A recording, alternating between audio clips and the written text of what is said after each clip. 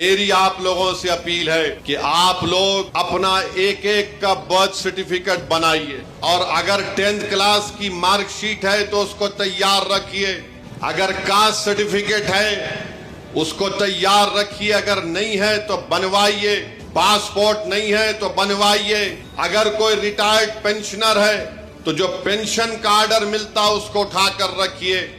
अगर आपको 2 BHK का सर्टिफिकेट मिलता है कि आपको 2 BHK दिया गया, उसको उठाकर हिफाजत से रखिए। अगर जमीन गवर्नमेंट ने आपको अलॉट की तो उसको उठाकर रखिए।